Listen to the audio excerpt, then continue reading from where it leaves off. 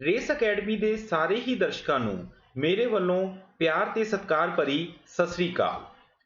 ਦੋਸਤੋ, ਮੇਰਾ ਨਾਮ ਹੈ ਅਜੇ ਸਿਡਾਨਾ ਐਂਡ ਮੈਂ ਗਵਰਨਮੈਂਟ ਆਫ ਪੰਜਾਬ ਦੇ department of industry and commerce ਦੇ ਵਿੱਚ ਬਤੌਰ ਸੀਨੀਅਰ ਇੰਡਸਟਰੀਅਲ ਪ੍ਰਮੋਸ਼ਨ ਆਫਿਸਰ ਤੈਨਾਤ ਹਾਂ। ਸੋ ਤੁਹਾਡੇ ਚੋਂ ਬਹੁਤ ਸਾਰੇ ਸਟੂਡੈਂਟਸ ਮੈਨੂੰ ਪਹਿਲਾਂ ਤੋਂ ਹੀ ਜਾਣਦੇ ਹੋਣਗੇ। ਸਟੂਡੈਂਟਸ ਕਹਿ ਰਹੇ ਹਾਂ, ਕੁਝ ਉਹ ਲੋਕ ਜਿਹੜੇ ਇਸ ਟਾਈਮ ਜੋਬ ਕਰ ਰਹੇ ਹੈ ਉਹ ਵੀ ਜਾਣਦੇ ਹੋਣਗੇ, ਕਿਉਂਕਿ ਮੈਂ ਇਸ ਚੈਨਲ ਨਾਲ ਅਨ ਅਕੈਡਮੀ ਨਾਲ ਜਿਹੜਾ ਹੈ ਉਹ ਕਾਫੀ ਟਾਈਮ ਤੋਂ ਜੁੜਿਆ ਰਿਹਾ ਸੀਗਾ ਪਾਸਟ ਦੇ ਵਿੱਚ। ਸੋ ਤੁਹਾਡੇ ਚੋਂ ਬਹੁਤ ਸਾਰੇ ਸਟੂਡੈਂਟਸ ਜਿਹੜੇ ਹੈ ਉਹ ਮੇਰੇ ਤੋਂ ਆਲਰੇਡੀ ਪੜ੍ਹੇ ਵੀ ਹੋਣਗੇ। ਮੈਨੂੰ ਕਾਫੀ ਮੈਸੇजेस ਵੀ ਲਾਸਟ ਈਅਰ ਆਏ ਕਿ ਸਰ ਐਕਸਾਈਜ਼ ਦਾ ਕਲੀਅਰ ਹੋ ਗਿਆ, ਸਰ ਸਾਡਾ ਕੋਆਪਰੇਟਿਵ ਇੰਸਪੈਕਟਰ ਕਲੀਅਰ ਹੋ ਗਿਆ। ਕਾਫੀ ਸਾਰੇ ਸਟੂਡੈਂਟ ਜਿਹੜੇ ਹੈ ਕਲੈਰੀਕਲ ਪਟਵਾਰੀ ਜਿਹੜੇ ਹੈ ਉਹ ਲੱਗੇ, ਤੇ ਬਹੁਤ ਹੀ ਖੁਸ਼ੀ ਹੋਈ ਜਿਵੇਂ ਜਿਵੇਂ ਉਹਨਾਂ ਦੇ ਮੈਸੇजेस ਜਿਹੜੇ ਹੈ ਉਹ ਆਏ ਕਿ ਸਰ ਸਾਨੂੰ ਜਿਹੜੀ ਸਕਸੈਸ ਹੈ ਉਹ ਮਿਲ ਗਈ ਹੈ।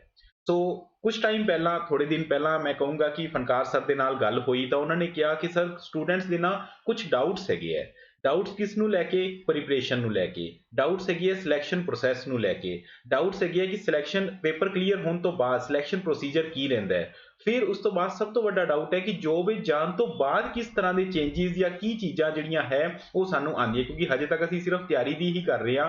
ਤਿਆਰੀ ਦੀ ਹੀ ਮਤਲਬ ਕਿ ਕਹਿਣ ਦਾ ਮਤਲਬ ਕਿ ਉਹਦੇ ਵਿੱਚ ਹੀ ਅਸੀਂ ਫਸੇ ਹੋਏ ਹਾਂ। ਉਸ ਤੋਂ ਬਾਅਦ ਕੀ ਹੁੰਦਾ ਹੈ ਜਦੋਂ ਜੋਬ ਲੱਗ ਜਾਂਦੀ ਹੈ, ਕਿਹੜੀਆਂ ਡਿਊਟੀਆਂ ਕਿਹੜੀ ਜੋਬ ਦੇ ਵਿੱਚ ਕਿਸ ਤਰ੍ਹਾਂ ਦੀਆਂ ਜਿਹੜੀਆਂ ਰਿਸਪੌਂਸਿਬਿਲਟੀਜ਼ ਜਾਂ ਆਪਾਂ ਕਹੀਏ ਕਿ ਅਥਾਰਟੀਜ਼ ਹੈ ਨਾ, ਅਥਾਰਟੀ ਵਾਸਤੇ ਵੀ ਕਾਫੀ ਕੁਝ ਹੁੰਦਾ ਹੈ ਕਿ ਸਰ ਸਾਨੂੰ ਕੀ ਫੈਸਿਲਿਟੀਜ਼ ਮਿਲਣਗੀਆਂ। ਸੋ ਉਸ ਤੋਂ ਬਾਅਦ ਜਦੋਂ ਉਹਨਾਂ ਨੇ ਗੱਲ ਹੋਈ ਤਾਂ ਉਹਨਾਂ ਨੇ ਮੈਨੂੰ ਥੋੜਾ ਕਿਹਾ ਕਿ ਸਰ ਤੁਸੀਂ ਥੋੜਾ ਜਿਹਾ ਨਾ ਮਤਲਬ ਇਹਨਾਂ ਨੂੰ ਗਾਈਡ ਕਰੋ ਸਟੂਡੈਂਟਸ ਨੂੰ। ਤਾਂ ਮੈਂ ਥੈਂਕਫੁਲ ਹਾਂ ਉਹਨਾਂ ਦਾ ਕਿ ਮੈਨੂੰ ਉਹਨਾਂ ਨੇ ਮੌਕਾ ਦਿੱਤਾ ਕਿ ਮੈਂ ਤੁਹਾਡੇ ਨਾਲ ਇਸ ਗੈਸਟ ਜਾਂ ਐਕਸਪਰਟ ਸੈਸ਼ਨ ਹੈ ਨਾ, ਰੇਸ ਅਕੈਡਮੀ ਨੇ ਤਾਂ ਕਿਹਾ ਹੈ ਕਿ ਗੈਸਟ ਜਾਂ ਐਕਸਪਰਟ ਸੈਸ਼ਨ ਹੈ, ਲੇਕਿਨ ਮੈਂ ਇਹਨੂੰ ਇੱਕ ਵਾਰਤਾਲਾਪ ਦੀ ਤਰ੍ਹਾਂ ਲੈ ਰਿਹਾ ਥੋੜੀ ਦੇਰ ਲਈ, ਯਾਨੀ ਕਿ ਮੈਨੂੰ ਵੀ ਨਹੀਂ ਪਤਾ 25-30 ਮਿੰਟ ਜਿੰਨਾ ਟਾਈਮ ਵੀ ਆਪਣਾ ਇਹ ਲੈਕਚਰ ਚੱਲੇਗਾ। ਸੋ ਜਿਹੜਾ ਹੈ ਜਿੰਨੀ ਵੀ ਵਾਰਤਾਲਾਪ ਆਪਣੀ ਚੱਲੇਗੀ, ਸੋ ਇਸ ਵਾਰਤਾਲਾਪ ਦੇ ਵਿੱਚ ਆਪਾਂ ਕੀ ਡਿਸਕਸ਼ਨ ਜਿਹੜਾ ਹੈ ਕਰਾਂਗੇ ਇਹਨਾਂ ਸਾਰੇ ਡਾਊਟਸ ਨੂੰ ਹੀ ਲੈ ਕੇ। ਕਿਉਂਕਿ ਦੋਸਤੋ ਦੇਖੋ, ਐਸਪੀਰੈਂਟਸ ਜਿਹੜੇ ਹੁੰਦੇ ਆ, ਜਿਹੜੇ ਜਦੋਂ ਗਵਰਨਮੈਂਟ ਜੋਬ ਦੀ ਆਪਾਂ ਤਿਆਰੀ ਕਰਦੇ ਹਾਂ ਤਾਂ ਬਹੁਤ ਸਾਰੇ ਡਾਊਟ ਸਵੇਰੇ ਸ਼ਾਮ ਆਪਣੇ ਦਿਮਾਗ ਦੇ ਵਿੱਚ ਆਉਂਦੇ ਰਹਿੰਦੇ ਆ। ਇੱਕ ਪਾਸੋਂ ਤਾਂ ਆਪਾਂ ਤਿਆਰੀ ਕਰ ਰਹੇ ਹੁੰਦੇ ਆ,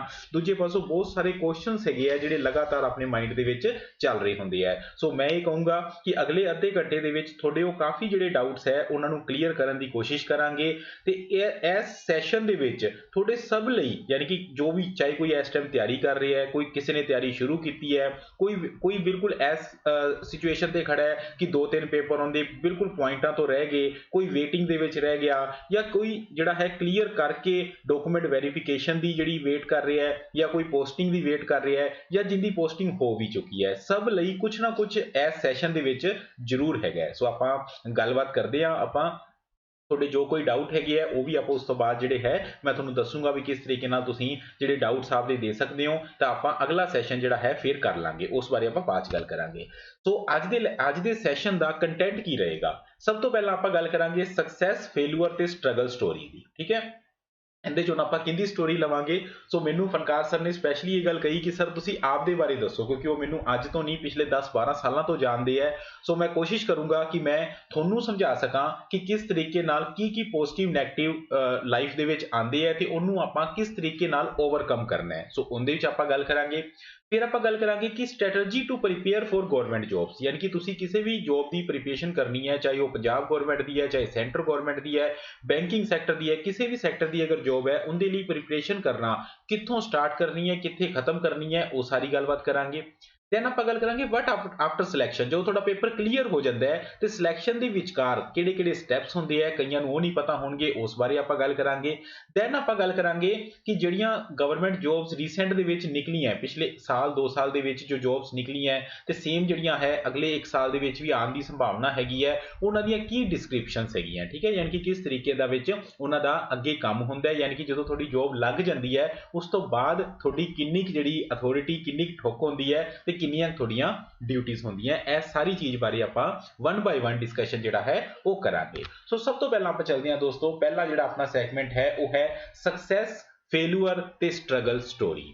ਸੋ ਦੋਸਤੋ ਇੱਥੇ ਮੈਂ ਐਗਜ਼ਾਮਪਲ ਜਿਹੜਾ ਹੈ ਉਹ ਆਪਦਾ ਲਊਂਗਾ। ਠੀਕ ਹੈ, ਆਪਦੇ ਐਗਜ਼ਾਮਪਲ ਦੇ ਵਿੱਚ ਮੈਂ ਤੁਹਾਨੂੰ ਥੋੜਾ ਜਿਹਾ ਇਹ ਦੱਸਣਾ ਚਾਹੂੰਗਾ, ਜਿਵੇਂ ਮੈਂ ਤੁਹਾਨੂੰ ਦੱਸਿਆ ਕਿ ਮੈਨੂੰ ਫਨਕਾਰ ਜੀ ਨੇ ਤਾਂ ਇਹ ਗੱਲ ਕਹੀ ਕਿ ਸਰ ਤੁਸੀਂ ਡਿਟੇਲ 'ਚ ਦੱਸੋ, ਲੇਕਿਨ ਜ਼ਿਆਦਾ ਡਿਟੇਲ 'ਚ ਦੱਸਣਾ ਤੁਹਾਨੂੰ ਪਤਾ ਹੈ ਨਾ, ਫਿਰ ਆਪਣੀ ਪੰਜਾਬੀਆਂ ਦੀ ਉਹ ਆਦਤ ਹੁੰਦੀ ਹੈ ਵੀ ਉਹ ਕਹਿੰਦੇ ਸਰ ਤੁਸੀਂ ਆਪਦਾ ਹੀ ਲੈ ਕੇ ਬਹਿ ਗਏ ਜੀ, ਸਾਡੇ ਡਾਊਟ ਕਿਵੇਂ ਕਲੀਅਰ ਕਰੋਗੇ। ਸੋ ਦੋਸਤੋ ਮੈਂ ਕੋਸ਼ਿਸ਼ ਕਰੂੰਗਾ ਮੈਂ ਬਿਲਕੁਲ ਨਟ ਸ਼ੈਲ ਦੇ ਵਿੱਚ थोड़ा थोड़ा दसूंगा, लेकिन उनदे च मैं कोई आपदी गल नहीं, लेकिन मैं तुहानूं दसूंगा ये कि जो मैं गलतियां कीतियां या होर एस्पिरेंट जिन्हां नाल मैं हुण तक मिलिया उन्हां दियां जो मिसटेक्स होंदियां तुसीं वो मिसटेक नहीं करनियां, ते जिहड़ियां उन्हां ने पॉजिटिव कीतियां तुसीं वो पॉजिटिव नूं किस तरीके नाल आपदी लाइफ दे विच इनकलकेट कर सकते हो। ठीक है जी, ये चीज़ ਦੀ ਵਿੱਚ ਜਿਹੜੀ ਆਪਾਂ ਡਿਸਕਸ਼ਨ ਜਿਹੜੀ ਹੈ ਕਰਾਂਗੇ। ਤੁਸੀਂ ਇਹਨੂੰ ਸਕਸੈਸ ਸਟੋਰੀ ਵੀ ਮੰਨ ਸਕਦੇ ਹੋ, ਤੁਸੀਂ ਐਸੇ ਨੂੰ ਫੇਲੂਅਰ ਸਟੋਰੀ ਵੀ ਮੰਨ ਸਕਦੇ ਹੋ, ਲੇਕਿਨ ਮੈਂ ਇਹਨੂੰ ਜਿਹੜਾ ਹੈ ਉਹ ਸਟਰਗਲ ਸਟੋਰੀ ਦਾ ਨਾਮ ਜਿਹੜਾ ਹੈ ਉਹ ਦਊਂਗਾ। ਠੀਕ ਹੈ ਜੀ, ਸੋ 1 ਬਾਈ 1 ਜਿਹੜਾ ਹੈ ਉਹ ਆਪਾਂ ਗੱਲ ਕਰਦੇ ਹਾਂ ਦੋਸਤੋ। ਜਿਵੇਂ ਕਿ ਮੈਂ ਆਪਦੇ ਬਾਰੇ ਦੱਸਿਆ ਦੋਸਤੋ, ਮੈਂ 2008 ਦੇ ਵਿੱਚ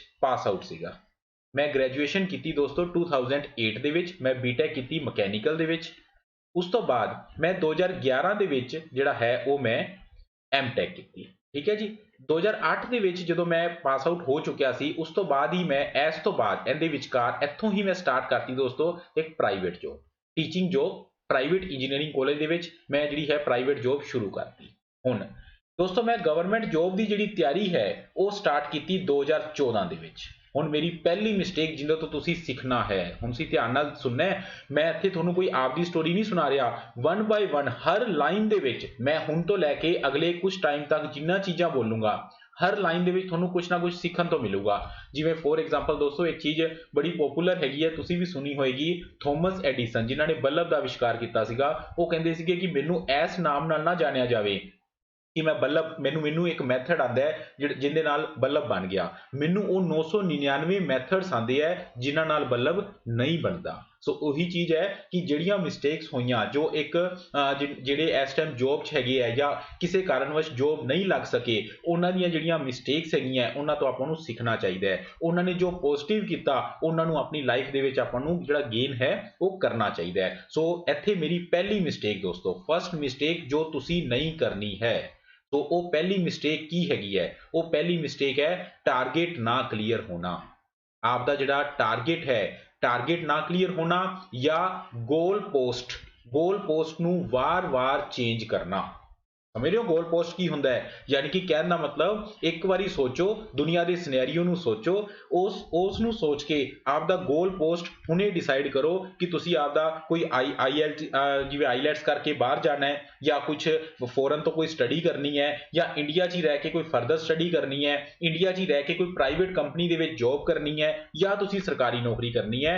टाइम रहिंदे आपदा टारगेट डिसाइड करो ते ओह टारगेट नूं, हाँ कई वारी परिस्थितियां हुंदियां उहदे करके आपां नूं गोल पोस्ट चेंज करना पै जांदा है, अदरवाइज कोशिश करो कि तुसी आपदा गोल पोस्ट वार-वार चेंज ना करो। जो गलती मेरे तो हुई वो गलती तुसी नहीं करनी कि शुरू तो एक टारगेट, एक गोल पोस्ट क्लीयर ही नहीं सीगा।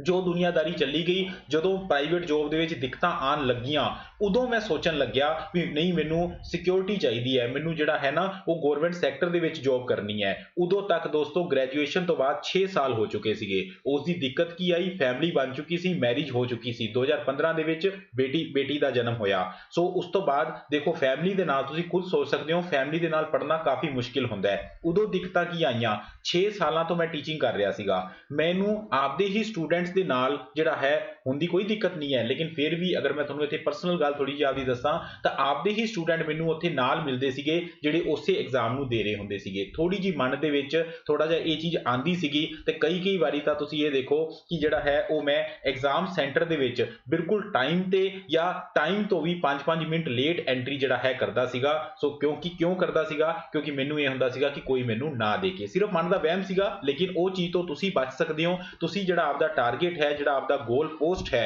उन्होंने टाइम दे नाल ही क्लीयर करो। पहली सीख तुहानूं इत्थे मिल गई कि गोल पोस्ट तुहाडा फिक्स होना चाहिए, टारगेट तुहाडा फिक्स होना चाहिए। जिहड़ा भी टारगेट है, हाँ तुहाडे परिवार वाले उस ते नहीं मान रहे या खुद दे विच तुसीं कन्फ्यूज हैगे हो तो जल्दी तो जल्दी उसनूं क्लीयर करके आपदा गोल पोस्ट क्लीयर करो। 2014 दे विच दोस्तों तैयारी जिहड़ी है शुरू की। 2015 तक आंदे हजे तक मैं 6 महीने साल होए सी तैयारी करदे नूं।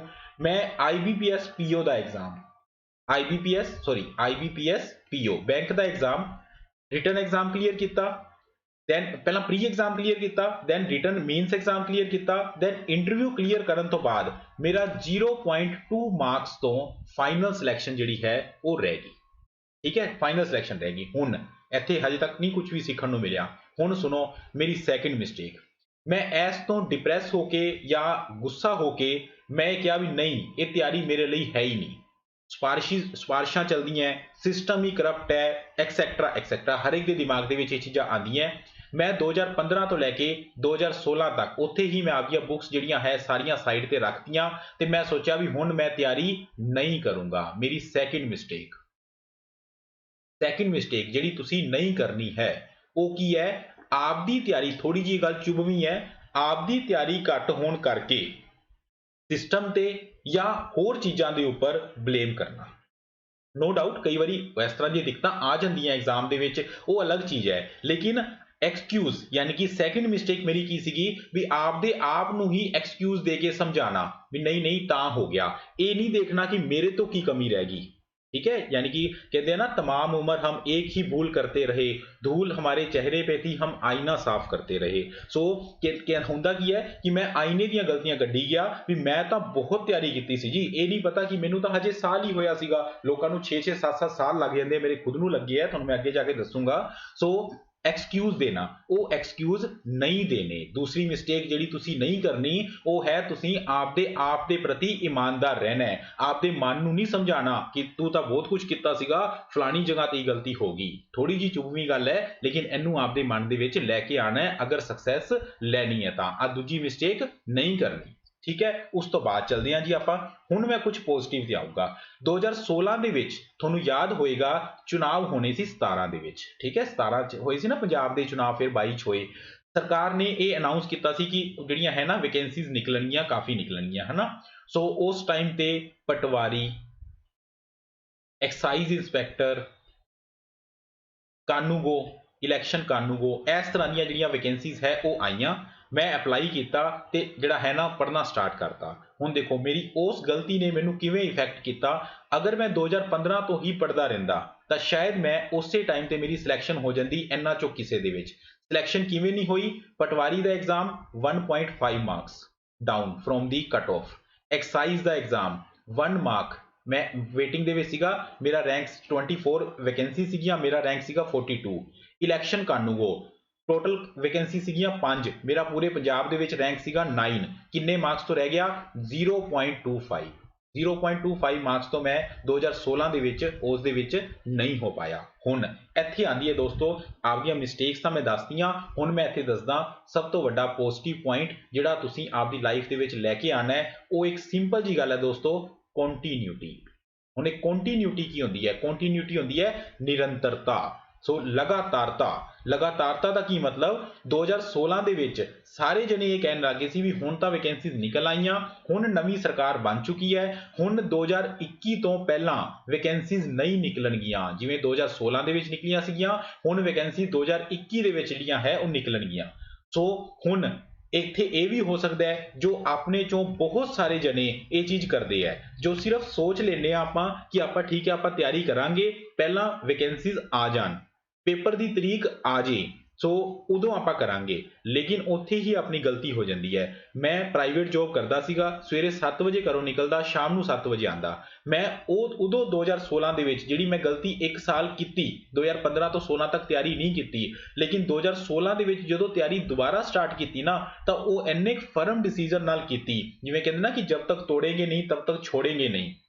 तो इस तरीके नाल की कि हुण चाहे कुछ भी हो जाए, हुण ਜਿਹੜਾ टारगेट है उन्होंने पूरा करके रहना है। उदों मैं बिल्कुल भी नहीं सोचा कि कदों वैकेंसीज आउणगीਆਂ, ਉਹੀ चीज़ हुण है। अगर आप करंट सिचुएशन की गल करिए तो थोड़े चो बहुत सारे जने ये चीज़ कह सकते हैं कि सर कोई वैकेंसीज तो निकली नहीं हुई, कोई पुरानियां निकलियां सी उन्होंने असीं फॉर्म नहीं भरे हुए। कोई प्रॉब्लम नहीं है, जब जागो तभी सवेरा। जदों तुहानूं जाग आ गई, जदों तुहाडा गोल पोस्ट क्लीयर हो गया, जदों तुहाडा टारगेट क्लीयर हो गया, जुट जाओ बस। क्योंकि उदों करना की है, लगातार कंटिन्यूटी रखनी है, की पता कदों अपॉर्चुनिटी मिल जाए। ठीक है, की हुंदा है, एक मैं तुहानूं एक पंजाबी दी एक कहावत दसदा हैगा, कहंदे आई बारिश या आई बरसात रह गया सुक्का, भांडा जिहड़ा पिया सी मुद्दा।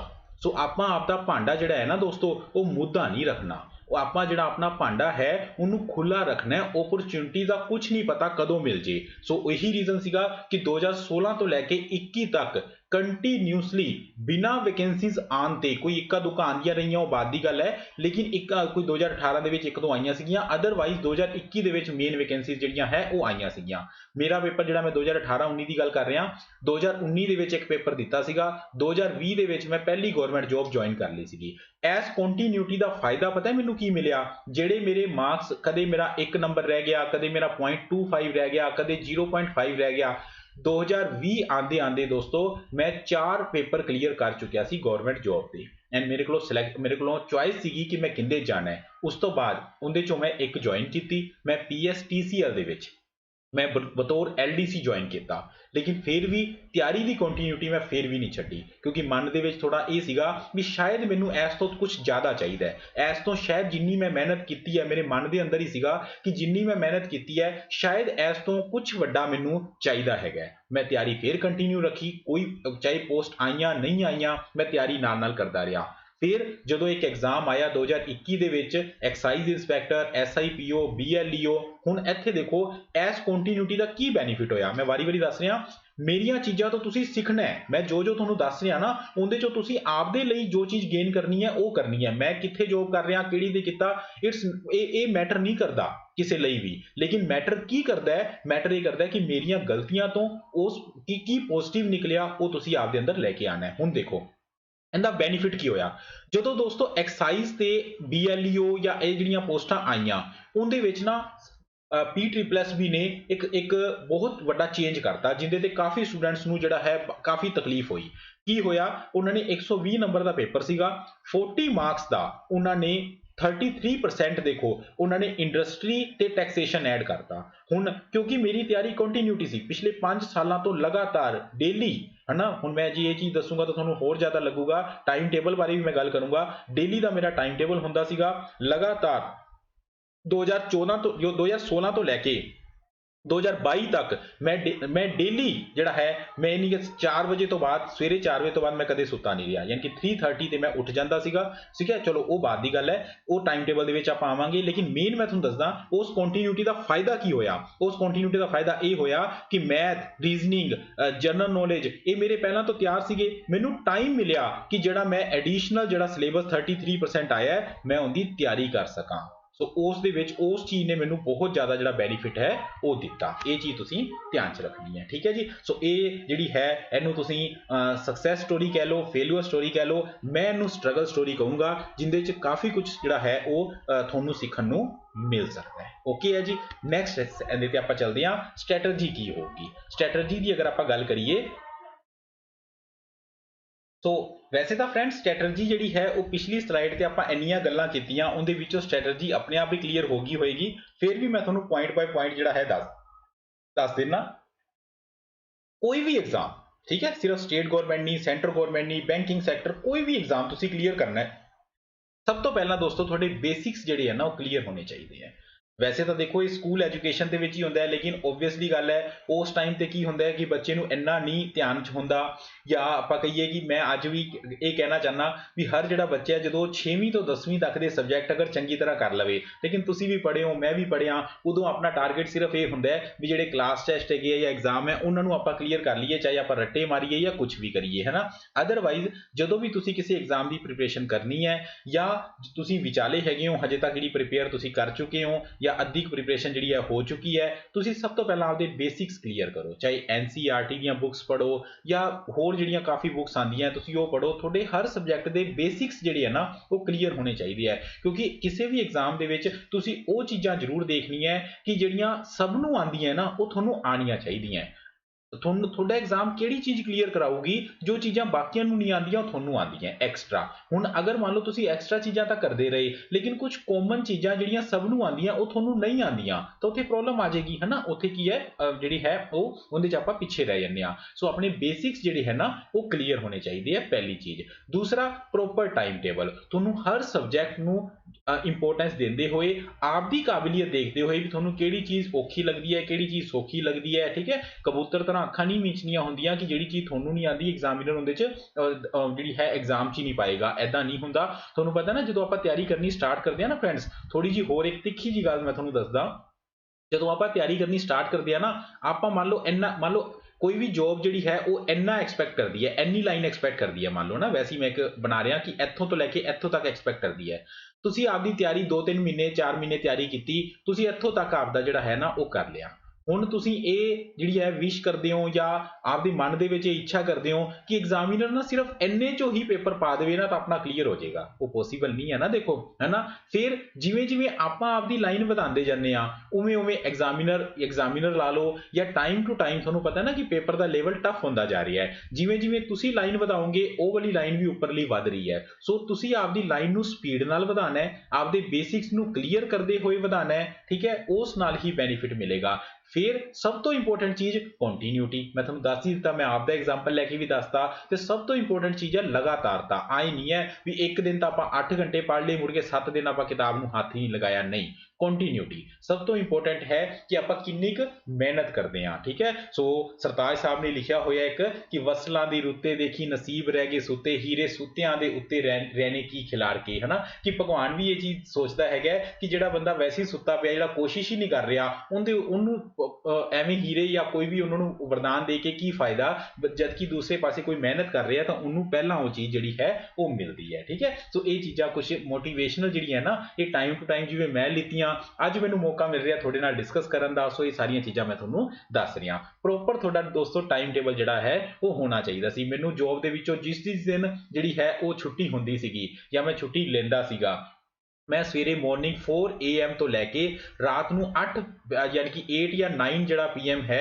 ਉਦੋਂ ਤੱਕ ਦਾ ਜਿਹੜਾ ਹੈ ਮੇਰਾ ਸ਼ੈਡਿਊਲ ਪੂਰਾ ਬਣਿਆ ਹੁੰਦਾ ਸੀਗਾ। ਤੇ ਰੋਜ਼ ਰਾਤੀ ਮੈਂ ਟਿਕ ਕਰਕੇ ਸੌਂਦਾ ਸੀ ਵੀ ਆ ਵੀ ਹੋ ਗਿਆ, ਆ ਵੀ ਹੋ ਗਿਆ, ਵੀ ਜਿਹੜਾ ਮੈਂ ਸੋਚਿਆ ਸੀਗਾ। ਅਗਰ ਨਹੀਂ ਹੋਇਆ ਤਾਂ ਖੁਦ ਨੂੰ ਹੀ ਮਾਫ ਕਰਨ ਨੂੰ ਜੀ ਨਹੀਂ ਕਰਦਾ ਸੀਗਾ। ਯਾਨੀ ਕਿ you must have fire in your ਬੈਲੀ, ਯਾਨੀ ਕਿ ਬੱਖੀ 'ਚ ਅੱਗ ਲੱਗੀ ਹੋਣੀ ਚਾਹੀਦੀ ਹੈ ਟਾਰਗੇਟ ਨੂੰ ਅਚੀਵ ਕਰਨ ਦੀ। ਤੁਹਾਨੂੰ ਜਦੋਂ ਵੀ ਤੁਸੀਂ ਕੋਈ ਵੀ ਟਾਈਮ ਤੁਸੀਂ ਵੇਸਟ ਕਰੋ, ਇੱਥੇ ਮੈਂ ਇੱਕ ਚੀਜ਼ ਹੋਰ ਤੁਹਾਨੂੰ ਦੱਸਣਾ ਚਾਹੂੰਗਾ। ਤੁਹਾਡੇ ਕੋਲੋਂ ਇੱਕ ਨਾ ਜਿਵੇਂ ਆਪਾਂ ਕਹਿੰਦੇ ਨਾ ਕਿ ਇੱਕ ਯੰਤਰ ਹੈ ਜਿਹਦੇ 'ਚ ਤੁਸੀਂ ਇਸ ਟਾਈਮ ਇੱਕ ਮੋਬਾਈਲ ਮੈਂ ਨਾਮ ਹੀ ਭੁੱਲ ਗਿਆ, ਜਿਹਦੇ 'ਚ ਤੁਸੀਂ ਇਸ ਟਾਈਮ ਇਸ ਲੈਕਚਰ ਨੂੰ ਸੁਣ ਰਹੇ ਹੋ, ਹੈ ਨਾ। ਉਹ ਇੱਕ ਇਹੋ ਜਿਹੀ ਚੀਜ਼ ਹੈ ਦੋਸਤੋ ਜੋ ਤੁਹਾਨੂੰ ਕਾਮਯਾਬ ਵੀ ਕਰ ਸਕਦੀ ਹੈ ਤੇ ਤੁਹਾਨੂੰ ਮੈਂ ਫੇਲ ਵਰਡ ਯੂਜ਼ ਕਰ ਰਿਹਾ, ਤੁਹਾਨੂੰ ਨਾਕਾਮਯਾਬ ਹੋਣ 'ਚ ਵੀ ਸਭ ਤੋਂ ਵੱਡਾ ਹੱਥ ਉਹਦਾ ਹੋਊਗਾ। ਕੀ ਇਹਦਾ ਰੀਜ਼ਨ ਕੀ ਹੈ? ਅੱਜ ਕੱਲ੍ਹ ਦੀ ਟੈਕਨੋਲੋਜੀ ਭਰੀ ਦੁਨੀਆ ਦੇ ਵਿੱਚ ਨਾ ਇੰਨੇ ਕੁ ਜਿਹੜੇ ਸੋਰਸਿਸ ਹੋ ਚੁੱਕੇ ਹੈ ਕਿ ਤੁਹਾਨੂੰ ਟਾਰਗੇਟ ਦੀ ਤਰਫ ਲਿਜਾਣ ਵਾਲੀਆਂ ਚੀਜ਼ਾਂ ਤਾਂ ਘੱਟ ਹੈਗੀਆਂ, ਉਹ ਤੁਹਾਨੂੰ ਖੁਦ ਲੱਭਣੀਆਂ ਪੈਣਗੀਆਂ। ਲੇਕਿਨ ਤੁਹਾਨੂੰ ਟਾਰਗੇਟ ਤੋਂ ਪਰਾਂ ਕਰਨ ਵਾਲੀਆਂ ਚੀਜ਼ਾਂ ਬਿਲਕੁਲ ਰੈਡੀਮੇਡ ਪਈਆਂ। ਮੋਬਾਈਲ ਕੱਢੋ, ਰੀਲਸ ਦੇਖਣ ਲੱਗ ਜਾਓ, ਗੇਮ ਖੇਲਣ ਲੱਗ ਜਾਓ, ਹੋਰ ਕੁਝ ਵੀ। ਅੱਜ ਕੱਲ੍ਹ ਤਾਂ ਹਰ ਚੀਜ਼ ਦੇ ਵਿੱਚ ਕੋਈ ਸਟੇਟਸ ਦੇਖਣ ਲੱਗ ਜੇ, ਲੋਕਾਂ ਦੇ ਆਪਾਂ ਸਟੇਟਸ ਦੇਖੀ ਜਾਂਦੇ, ਆਪਾਂ ਨੂੰ ਪਤਾ ਹੀ ਨਹੀਂ ਲੱਗਦਾ ਕਦੋਂ ਅੱਧਾ ਪੌਣਾ ਘੰਟਾ ਬੀਤ ਗਿਆ। ਰੀਲਸ ਦੇਖਣ ਲੱਗ ਗਏ, ਪਤਾ ਹੀ ਨਹੀਂ ਲੱਗਿਆ ਕਦੋਂ 1.5 ਘੰਟਾ ਬੀਤ ਗਿਆ। ਮੋਬਾਈਲ ਆਪਾਂ ਨੂੰ ਯਾਦ ਆਉਂਦਾ ਕਿ ਅਸੀਂ ਤਾਂ ਗੂਗਲ ਦੇ ਵਿੱਚ ਇਹ ਦੇਖਣਾ ਸੀਗਾ ਵੀ WHO ਦਾ ਹੈੱਡਕੁਆਟਰ ਕਿੱਥੇ ਹੈ, ਇਹ ਦੇਖਣ ਵਾਸਤੇ ਮੋਬਾਈਲ ਕੱਢਿਆ ਸੀਗਾ, ਲੇਕਿਨ 1.5 ਘੰਟਾ ਹੋ ਗਿਆ, ਅਸੀਂ ਰੀਲਾਂ ਦੇਖ ਦੇਖ ਕੇ ਹੱਸੀ ਜਾਂਦੇ ਹਾਂ, ਹਨਾ। ਹੁੰਦੀ ਨਾ ਇਹ ਚੀਜ਼, ਆਪਾਂ ਨੂੰ ਖੁਦ ਨੂੰ ਨਹੀਂ ਪਤਾ ਲੱਗਦਾ। ਸੋ ਤੁਹਾਨੂੰ ਟਾਰਗੇਟ ਤੋਂ ਪਰਾਂ ਕਰਨ ਵਾਲੀਆਂ ਚੀਜ਼ਾਂ ਰੈਡੀਮੇਡਲੀ ਅਵੇਲੇਬਲ ਹੈ, ਲੇਕਿਨ ਟਾਰਗੇਟ ਤੱਕ ਲਿਜਾਣ ਵਾਲੀਆਂ ਚੀਜ਼ਾਂ ਲਈ ਤੁਹਾਨੂੰ ਥੋੜਾ ਜਿਹਾ ਐਫਰਟ ਕਰਨਾ ਪਏਗਾ। ਸੋ ਤੁਹਾਡੇ ਕੋਲੋਂ ਜਿਹੜਾ ਇਹ ਟੱਚ ਸਕਰੀਨ ਵਾਲਾ ਯੰਤਰ ਹੈ ਨਾ, ਇਹ ਤੁਹਾਨੂੰ ਕਾਮਯਾਬ ਕਰ ਸਕਦਾ ਹੈ ਅਗਰ ਤੁਸੀਂ ਇਹਦਾ ਪ੍ਰੋਪਰ ਤਰੀਕੇ ਨਾਲ ਯੂਜ਼ ਕਰੋਗੇ ਤਾਂ। ਓਕੇ ਹੈ। ਫਿਰ awareness about the events happening around, most important. ਮੈਂ ਕਹੂੰਗਾ ਕਿ ਇਹ ਸਿਰਫ ਇਹੀ ਨਹੀਂ ਹੈ ਕਿ ਇਹ ਕਰੰਟ ਅਫੇਅਰ, ਇਹ ਤੁਸੀਂ ਕਹੋਗੇ ਸਰ ਤੁਸੀਂ ਤਾਂ ਇੱਕ ਸਬਜੈਕਟ ਦੀ ਗੱਲ ਕਰਨ ਲੱਗੇ, ਨਹੀਂ। ਜਦੋਂ ਵੀ ਤੁਸੀਂ ਕੋਈ ਐਗਜ਼ਾਮ ਦੇਣਾ ਹੈ ਜਿਹਦੇ 'ਚ ਜਰਨਲ ਨੌਲੇਜ ਉਹਦਾ ਪਾਰਟ ਹੈ, ਤਾਂ ਤੁਹਾਨੂੰ ਇਹ ਨਹੀਂ ਹੈ ਕਿ ਆਪਾਂ ਇਹ ਕਹਿੰਦੇ ਨਾ ਕਿ ਤਿਆਰੀ ਦੁਨੀਆ ਤੋਂ ਕੱਟ ਕੇ ਕਰੋ, ਖਾਮੋਸ਼ੀ ਦੇ ਵਿੱਚ ਕਰੋ ਕਿ ਤਾਂ ਕਿ ਤੁਹਾਡੀ ਸਫਲਤਾ ਸ਼ੋਰ ਮਚਾ ਦੇਵੇ। ਬਿਲਕੁਲ ਸਹੀ ਗੱਲ ਹੈ, ਲੇਕਿਨ ਤੁਸੀਂ ਦੁਨੀਆ ਤੋਂ ਐਦਾਂ ਨਹੀਂ ਕੱਟਣਾ ਕਿ ਦੁਨੀਆ 'ਚ ਹੋ ਕੀ ਰਿਹਾ ਹੈ ਜੋ ਕੰਮ ਦਾ ਹੈ। ਆਏ ਨਹੀਂ ਕਿ ਪੜੋਸੀਆਂ ਦੇ ਘਰੇ ਕਿੰਨੀ ਕਮਾਈ ਹੋ ਰਹੀ ਹੈ, ਉਹ ਕੰਮ ਦਾ ਨਹੀਂ ਹੁੰਦਾ। ਜਾਂ ਜਿਹੜਾ ਹੈ ਨਾ, ਹੋਰ ਵੀ ਬਹੁਤ ਸਾਰੀਆਂ ਚੀਜ਼ਾਂ ਹੁੰਦੀਆਂ, ਅਫਵਾਹਾਂ, ਤੁਹਾਨੂੰ ਪਤਾ ਹੀ ਹੈ, ਮੈਂ ਕੀ ਖੁੱਲ੍ਹ ਕੇ ਇੱਥੇ ਦੱਸਾਂ, ਉਹ ਚੀਜ਼ਾਂ ਨਹੀਂ। ਲੇਕਿਨ ਜੋ ਐਗਜ਼ਾਮ ਪੁਆਇੰਟ ਆਫ ਵਿਊ ਨਾਲ ਇੰਪੋਰਟੈਂਟ ਹੈ, एग्जाम पॉइंट ऑफ व्यू नाल ਜਿਹੜੀਆਂ ਚੀਜ਼ਾਂ पूरी दुनिया ਦੇ ਵਿੱਚ ਹੋ ਰਹੀਆਂ ਉਹਦੇ ਬਾਰੇ ਤੁਹਾਨੂੰ ਕੰਪਲੀਟਲੀ ਜਾਣਕਾਰੀ ਹੋਣੀ ਚਾਹੀਦੀ ਹੈ, ਕਿਉਂਕਿ ਤੁਹਾਡਾ एग्जाम ਉਹਦੀ ਹੀ ਇੱਕ ਮਿਰਰ ਇਮੇਜ ਹੋਏਗਾ। ਜੋ ਚੀਜ਼ਾਂ ਚੱਲ ਰਹੀਆਂ ਨਾ ਪਿਛਲੇ 6 ਮਹੀਨੇ ਸਾਲ ਦੇ ਵਿੱਚ ਜੋ ਚੀਜ਼ਾਂ ਹੋਈਆਂ ਉਸ ਤੇ ਹੀ ਬੇਸ ਤੁਹਾਡੇ ਹਿਸਟਰੀ ਦੇ ਕੁਐਸਚਨ ਬਣਨਗੇ, ਉਸ ਤੇ ਹੀ ਬੇਸ ਤੁਹਾਡੇ polity, geography, economics, science and tech ਸਾਰੇ ਦੇ ਸਾਰੇ ਕੁਐਸਚਨ ਉਦਾਂ ਦੀ ਚੀਜ਼ਾਂ ਨਾਲ ਰਿਲੇਟ ਕਰਦੇ ਹੋਏ ਬਣਨਗੇ। ਕੋਈ ਮਰਜ਼ੀ ਐਗਜ਼ਾਮ ਪੀਪੀਐਸਸੀ ਦਾ, ਕੋਈ ਮਰਜ਼ੀ ਸਟੇਟਮੈਂਟ ਵਾਲਾ ਕੋਈ ਵੀ ਕੁਐਸਚਨ ਚੱਕ ਕੇ ਦੇਖ ਲਓ, ਇਹ ਹੁੰਦਾ ਇਹੀ ਹੈ ਕਿ ਜਨਰਲ ਅਵੇਅਰਨੈਸ ਦਾ ਮਤਲਬ ਹੀ ਇਹੀ ਹੁੰਦਾ ਹੈ ਕਿ ਰੀਸੈਂਟ ਤੇ ਹੋਏ ਇਵੈਂਟ ਦੇ ਵਿੱਚ ਤੁਹਾਡੀ ਕਿੰਨੀ ਕੁ ਜਾਣਕਾਰੀ ਹੈਗੀ ਹੈ। ਕਈ ਵਾਰੀ ਤਾਂ ਇਦਾਂ ਦੇ ਕੁਐਸਚਨ ਆ ਜਾਂਦੇ ਆ ਕਿ ਤੁਹਾਨੂੰ ਉਹ ਕਿਤਾਬਾਂ ਦੇ ਵਿੱਚ ਲੱਭਦੇ ਹੀ ਨਹੀਂ, ਤੁਸੀਂ ਕਹਿੰਦੇ ਹੋ ਕਿ ਸਰ ਇਹ ਚੀਜ਼ਾਂ ਕਿੱਥੋਂ ਪੁੱਛਣੀਆਂ, ਇਸ ਤਰ੍ਹਾਂ ਦੀ ਕਿਹੜੀ ਚੀਜ਼ ਅਸੀਂ ਪੜ੍ਹੀਏ, ਤਾਂ ਉਹ ਪੜ੍ਹੋ ਨਿਊਜ਼ਪੇਪਰ। डेली ਦੇ 2-3 ਨਿਊਜ਼ਪੇਪਰ ਘੱਟੋ ਘੱਟ ਤੁਸੀਂ ਜਿਹੜਾ ਹੈ ਉਹ ਜ਼ਰੂਰ ਪੜ੍ਹਨੇ ਹੈ। ਫਿਰ ਅੱਗੇ ਚੱਲਦੇ ਹਾਂ ਜੀ ਪ੍ਰੋਪਰ ਪ੍ਰੈਕਟਿਸ। ਪ੍ਰੋਪਰ ਜਿਵੇਂ ਅਗਰ ਆਪਾਂ ਕਹਿੰਦੇ ਨਾ ਕਿ ਮੈਚ ਤੋਂ ਪਹਿਲਾਂ ਨੈਟ ਪ੍ਰੈਕਟਿਸ ਜਿਹੜੀ ਹੈ ਉਹ ਬਹੁਤ ਜ਼ਿਆਦਾ ਜ਼ਰੂਰੀ ਹੁੰਦੀ ਹੈ। ਸੋ ਉਹੀ ਚੀਜ਼ ਪ੍ਰੋਪਰ ਪ੍ਰੈਕਟਿਸ ਐਗਜ਼ਾਮ ਵਾਲੇ ਮਾਹੌਲ ਦੀ ਤਰ੍ਹਾਂ ਤੁਸੀਂ ਜਿਹੜਾ ਵੀ ਕੋਈ ਕੁਐਸਚਨ ਕਦੇ ਵੀ ਦੇਖੋ ਉਹਨੂੰ ਇਸ ਤਰੀਕੇ ਨਾਲ ਦੇਖੋ ਵੀ ਅਗਰ ਐਗਜ਼ਾਮ 'ਚ ਆ ਜੇ ਤਾਂ ਮੈਂ ਇਹਦਾ ਕੀ ਜਵਾਬ ਦਊਂਗਾ ਜਾਂ ਕੀ ਜਵਾਬ ਦੇਊਂਗੀ, ਉਸ ਤਰੀਕੇ ਨਾਲ ਤੁਸੀਂ ਪ੍ਰੈਕਟਿਸ ਕਰਨੀ ਹੈ। ਕੋਈ ਵੀ ਮੌਕ ਟੈਸਟ ਜੋ ਵੀ ਉਹ ਤੁਹਾਡੇ ਤੇ ਹੈ, ਲੇਕਿਨ ਇੱਕ ਪ੍ਰੈਕਟਿਸ ਬਹੁਤ ਜ਼ਰੂਰੀ ਹੈ। ਤੁਸੀਂ ਜਿਹੜਾ ਹੈ ਜਿਹੜੇ ਵੀ टाइम ਤੇ ਤੁਹਾਡਾ एग्जाम होना है घट्टो घट एक हफ्ता पहले तुसी आपकी तैयारी ते स्टॉप करके ना तुसी उस टाइम मान लो थोड़ा 11 तो 1 पेपर होना है या 10 तो 12 पेपर होना है, तो डेली 10 तो 12 डेली 11 तो 1 जिहड़ा है तुसी मॉक टेस्ट दिओ। आपदा जिथों भी टेस्ट चक के गूगल तो चक के कोई पुराने पेपर चक के जिथों भी चक के तुसी वो टेस्ट दिओ ते सारा दिन उस ते लगाओ भी थोड़ी मिस्टेक किवें सीगी, यानी कि एक मैच खेलन तो पहला घट्टो घट 7-8 प्रैक्टिस मैच खेल के जाओ ताकि तुसी उस दे विच थोड़ियां नर्व्स कंट्रोल रह सकन। जिन्ना मर्जी औखा पेपर आ जाए तुसी डोलो ना, तुसी जिहड़ा है वो दिमाग दे विच स्थिर रहो ताकि तुहानूं उहदे च सक्सैस मिल सके। फिर सैल्फ कॉन्फिडेंस सब तो जरूरी है दोस्तों, आत्मविश्वास। बड़ी एक महीन लाइन है, बड़ी एक बरीक लाइन है सैल्फ कॉन्फिडेंस ते ओवर कॉन्फिडेंस दे विच। देखो सैल्फ कॉन्फिडेंस होना चाहिए, तुसी बहुत कुछ पढ़ लिया उस तो बाद तुसी मन दे विच ये कर रहे हो कि नहीं मैनू कुछ नहीं आंदा। एग्जामिनेशन जो जेड़ा मेरे नाल शुरू दे सालां च होया सीगा, मैं देखदा सीगा, मैं कहंदा सीगा कि मेरी तां 30-32 साल दी एज होगी, आ जिहड़े 20-20 साल 20-22 साल दे यंग आए होए है इन्हां नूं तां सब कुछ याद होएगा। वो करदे करदे जेड़ा कुछ याद हुंदा सीगा वो भी भुल जांदा सीगा। ठीक है, वो चीज़ तुसी नहीं करनी है। तुसी तुहाडे च सैल्फ कॉन्फिडेंस होना चाहिए, जिन्नियां चीज़ां तुसी पढ़ियां वो तुहानूं प्रॉपर तरीके नाल उत्थे तुसी एग्जीक्यूट कर सको। फिर ओवर कॉन्फिडेंस नहीं होना चाहिए। ये नहीं है कि तुसी कहो भी कोई गल नहीं जिन्ना पढ़ लिया इस तो बाहर थोड़ी पूछ सकता है, वो ओवर कॉन्फिडेंस होंदा है, वो भी तुहानूं मरवा दिंदा है। ठीक है, सो लो कॉन्फिडेंस ओवर कॉन्फिडेंस दोनों ही मरवा दिंदे है। विचाले एक जिहड़ी बरीक लाइन है वो है सैल्फ कॉन्फिडेंस की, तुहानूं किथे ना किथे सैल्फ कॉन्फिडेंस के नज़दीक आना पेगा। फिर learning from failures very very important. जो भी जिवें मैं तुहानूं 2015 वाली कहानी दसी सीगी कि जिहड़ा है वो एक बारी मान लो बिल्कुल नेड़े आके आपां रह गए तो आपां आपदे यही गुस्सा दिखाने वास्ते सिस्टम नूं गुस्सा दिखाने वास्ते भी नहीं नहीं मैं करना ही नहींगा, उहदे नाल किसी का की फर्क पिया। ठीक है, जो फर्क पिया वो मैनू ही फर्क पिया। सो तुसी लर्निंग फ्रॉम फेलूअर करना है। अगर फेलूअर हो भी गया तो तुसी आपदियां गलतियां देखनी है, तुसी ये देखना है भी जो मेरे च कमी है उहदे ते मैं वर्कआउट करा ते किवें मैं उस कमी नूं सुधार सकां। ठीक है जी, ये चीज़ तुसी करनी है। फिर चलते हैं कि सिलेक्शन तो बाद की होंदा है। सिलेक्शन तो बाद दोस्तों थोड़ी डॉक्यूमेंट वेरीफिकेशन होंदी है। आपदे डॉक्यूमेंट जिहड़े है वो प्रॉपर तरीके नाल तुसीं मैनेज करके रखने हैं। अगर कोई डॉक्यूमेंट नहीं बनिया होया, कित्थों कोई डॉक्यूमेंट लैण वाला है तो टाइमली ले लो। ये वेट नहीं करनी कि जो डॉक्यूमेंट वेरीफिकेशन होएगी उदों बनवा लांगे, कई बारी टाइम ही नहीं मिलता। फिर प्लेस ऑफ पोस्टिंग कईयां दे दिमाग 'च ही होंदी है भी सर घरे ही पोस्टिंग मिलती है ना, ये दिमाग 'चों कढ दो आपदे। ठीक है, वो वैसे हुण मैं जॉब तो बाद दी गल्लां 'च भी आना, हौली हौली उहदे च मैं आऊँगा। प्लेस ऑफ पोस्टिंग जिहड़ी है वो तुसीं यही मन के चलनी है कि स्टेट ऑफ पंजाब दी तुसीं जॉब दे रहे हो पेपर क्लीयर कर रहे हो तो पूरा पंजाब ही अपना हुंदा है, कित्थे भी तुहानूं जॉब है जिहड़ी मिल सकदी है। सेंटर गौरमेंट दी कर रहे हो तो पूरे इंडिया दे विच कित्थे भी थोड़ी पोस्टिंग हो सकती है। जदों आपां पेपर क्लीयर कर लैंदे आ अपने डॉक्यूमेंट वेरीफाई हो जाते हैं, अपने सारे डॉक्यूमेंट अपनियां यूनीवर्सिटीज़ तो भी वेरीफाई होंदे हैं। ठीक है जी, सो इस भुलेखे 'च नहीं रहना भी कुछ नहीं होंदा सब चल जाता है, कुछ नहीं चलना होंदा। एक एक चीज़ जिहड़ी है वो वेरीफाई होंदी है हर एक कैंडीडेट दी। ठीक है, फिर पुलिस ते करैक्टर वेरीफिकेशन होंदी है। तुहाडे नाम ते कोई FIR नहीं होनी चाहिए, किसी किस्म का कोई फ्रॉड वाला केस रजिस्टर नहीं होना चाहिए, उस नाल दिक्कत आ जाती है। ये नाले जिवें आपां कहंदे ना कि नाम तो आपां फॉर्मैलिटीज़ दा दे दिंदे आ, लेकिन जिहड़े बंदे इन्हां सारियां चीज़ां फस जाते हैं ना वो पेंडिंग ही रह जाता सारा काम। सो कई बारी पुलिस वेरीफिकेशन दे विच कोई ना कोई कई बारी प्रॉब्लम्स आ जांदियां। सो ऐदां नहीं है कि अगर तुसीं पेपर कर लिया तो सरकार दे उपर ये एक ਬਾਉਂਡੇਸ਼ਨ ਹੈ ਕਿ ਤੁਹਾਨੂੰ ਨੌਕਰੀ ਦੇਣੀ ਹੈ, ਐਦਾਂ ਨਹੀਂ ਹੈ। ਜਦੋਂ ਤੱਕ ਤੁਹਾਡੇ ਸਾਰੇ ਡਾਕੂਮੈਂਟ ਕਲੀਅਰ ਨਹੀਂ ਹੋ ਜਾਂਦੇ, ਠੀਕ ਹੈ, ਤੁਹਾਡੀ ਜੁਆਇਨਿੰਗ ਨਹੀਂ ਹੁੰਦੀ। ਫਿਰ ਅਲੱਗ-ਅਲੱਗ ਤਰ੍ਹਾਂ ਦੀ ਐਫੀਡੇਵਿਟਸ ਹੁੰਦੇ ਹੈਗੇ ਹੈ, ਠੀਕ ਹੈ। ਉਹਨਾਂ ਐਫੀਡੇਵਿਟਸ ਦੀ ਅਗਰ ਆਪਾਂ ਜਿਹੜੀ ਹੈ ਗੱਲ ਕਰੀਏ ਤਾਂ ਜਿਵੇਂ ਹਰ ਜੋਬ ਦੇ ਜਿਹੜੇ ਅਲੱਗ ਤਰ੍ਹਾਂ ਦੇ ਹੈ। ਫਿਰ ਕੁਝ ਜੋਬਸ ਦੇ ਵਿੱਚ ਬੌਂਡਸ ਵਗੈਰਾ ਵੀ ਹੁੰਦੇ ਹੈ, ਜਿਵੇਂ ਕਿ PSTCL PSPCL, ਇਹ ਅਲੱਗ-ਅਲੱਗ ਤਰ੍ਹਾਂ ਦੇ ਜਿਹੜੇ ਬੌਂਡ ਹੈ ਉਹ ਵੀ ਸਾਈਨ ਕਰਵਾਉਂਦੇ ਹੈ, ਠੀਕ ਹੈ ਜੀ। ਚਲੋ ਆਪਾਂ ਨੈਕਸਟ ਦੇਖਦੇ ਹਾਂ ਸਿਲੈਕਸ਼ਨ, ਆਫਟਰ ਸਿਲੈਕਸ਼ਨ ਤੋਂ ਬਾਅਦ ਨੈਕਸਟ ਹੈ ਜੋਬ ਦੀਆਂ ਡਿਸਕ੍ਰਿਪਸ਼ਨ, ਹੈ ਨਾ। ਸੋ ਡਿਸਕ੍ਰਿਪਸ਼ਨ ਮੈਂ ਜਿਹੜੀਆਂ ਹੈ ਕੁਝ ਜੋਬਸ ਇਸ ਤਰ੍ਹਾਂ ਦੀ ਲਿੱਤੀਆਂ ਜਿਹੜੀਆਂ ਤੁਸੀਂ ਪਿਛਲੇ 1-2 ਸਾਲ ਦੇ ਵਿੱਚ ਉਹਨਾਂ ਦੀਆਂ ਐਡਵਰਟਾਈਜ਼ਮੈਂਟਸ ਦੇਖੀਆਂ ਹੋਣਗੀਆਂ, ਜਿਵੇਂ ਕਿ excise inspector, SIPO, BLEO, cooperative inspector, ਪਟਵਾਰੀ, ਕਲੈਰੀਕਲ ਜੋਬ, ਸੀਨੀਅਰ ਅਸਿਸਟੈਂਟ, ਇਸ ਤਰ੍ਹਾਂ ਦੀਆਂ ਜਿਹੜੀਆਂ ਜਨਰਲ ਪੋਸਟ ਜਿਹੜੀਆਂ ਕਿ ਗ੍ਰੈਜੂਏਸ਼ਨ ਵਾਸਤੇ, ਜਿਨ੍ਹਾਂ ਦੇ ਵਿੱਚ ਕੁਝ ਫਿਜ਼ੀਕਲ ਜਿਹੜਾ ਹੈ ਉਹ ਨਹੀਂ ਮੰਗਿਆ ਜਾਂਦਾ ਨਾ। ਕਰਨ ਨੂੰ ਆਪਾਂ ਪੁਲਿਸ ਦੀਆਂ ਜੋਬਸ ਵੀ ਲੈ ਸਕਦੇ ਸੀ, ਲੇਕਿਨ ਉਹਨਾਂ ਦੇ ਵਿੱਚ ਫਿਜ਼ੀਕਲ ਸਟੈਂਡਰਡਸ ਮੰਗਦੇ ਹੈ। ਸੋ ਤਾਂ ਕਰਕੇ ਇਹ ਮੈਂ ਉਹ ਕਾਮਨ ਜੋਬਸ ਲਿੱਤੀਆਂ ਜਿਨ੍ਹਾਂ ਦੀ ਜਿਹੜੀ ਕੁਆਲੀਫਿਕੇਸ਼ਨ ਹੈ ਉਹ ਇੱਕ ਨੋਰਮਲ ਗ੍ਰੈਜੂਏਸ਼ਨ ਹੁੰਦੀ ਹੈ, ਠੀਕ ਹੈ। ਸੋ ਉਹਦੇ ਬਾਰੇ ਆਪਾਂ 1 by 1 ਗੱਲ ਕਰਦੇ ਹਾਂ, ਲੇਕਿਨ ਡਿਸਕ੍ਰਿਪਸ਼ਨ ਤੋਂ ਪਹਿਲਾਂ ਮੈਂ ਇੱਕ ਚੀਜ਼ ਤੁਹਾਨੂੰ ਸਾਰਿਆਂ ਨੂੰ ਕਲੀਅਰ ਕਰਦਾ ਕਿ ਅੱਜ ਕੱਲ੍ਹ ਨਾ ਹੁਣ ਉਹ ਪਹਿਲਾਂ ਵਾਲੀ ਗੱਲ ਨਹੀਂ ਰਹੀ। ਯਾਨੀ ਕਿ ਪਹਿਲਾਂ ਵਾਲੀ ਗੱਲ ਦਾ ਕੀ ਮਤਲਬ ਹੈ ਵੀ ਕਈਆਂ ਨੂੰ ਹੁਣ ਵੀ ਐਂ ਲੱਗਦਾ ਹੋਏਗਾ ਵੀ ਬਸ ਇੱਕ ਵਾਰੀ ਨਾ ਤਿਆਰੀ ਟਫ ਹੈਗੀ ਹੈ, ਉਸ ਤੋਂ ਬਾਅਦ ਤਾਂ ਸਰਕਾਰੀ ਨੌਕਰੀ ਮਤਲਬ ਐਸ਼, ਹੈ ਨਾ। ਹੁਣ ਦੇਖੋ ਦੋਸਤੋ, ਉਹ ਚੀਜ਼ ਨਹੀਂ ਰਹੀ। ਅੱਜ ਕੱਲ੍ਹ ਪੂਰਾ ਦਾ ਪੂਰਾ ਦੇਖੋ, ਆਪਾਂ ਸਰਵਿਸ ਕਰਨੀ ਹੁੰਦੀ ਹੈ। ਮੈਂ ਵੀ ਜੋਬ ਦੇ ਵਿੱਚ ਹੈਗਾ।